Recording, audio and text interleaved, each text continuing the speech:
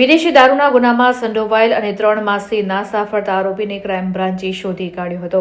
Crime બ્રાન્ચની ટીમના માણસોને પેટ્રોલિંગ દરમિયાન નવા બજાર ખાતેથી ગૌતમ સનાભાઈ માળી, રહેઠાણ કાલુપુરા, મટન માર્કેટ સામે, ફતેપુરા, વડોદરા આ ઈસમને શોધી કાઢવામાં આવ્યો અને આ ઈસમની પ્રાથમિક પૂછપરછ અને ઈસમ સંબંધિતની ખાતરી તપાસ દરમિયાન ઈસમ બાપોદ પોલીસ સ્ટેશન હદ વિસ્તારમાંથી પકડાયેલો છે.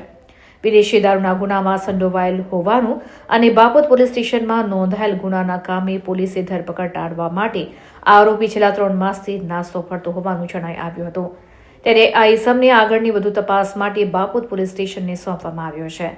આરોપી સામે નોંધાયેલ ગુનાની વિગતમાં 23/10/2024ના આજવા રોડ ગોકુલધામ ટાઉનશીપ ખાતેના મકાનમાં પોલીસની રેડ દરમિયાન એક ઈસમને 26,543નો દારૂ, મોબાઈલ મળી 27,043ના મુદ્દામાલ સાથે ઝડપી પાડવામાં આવ્યો.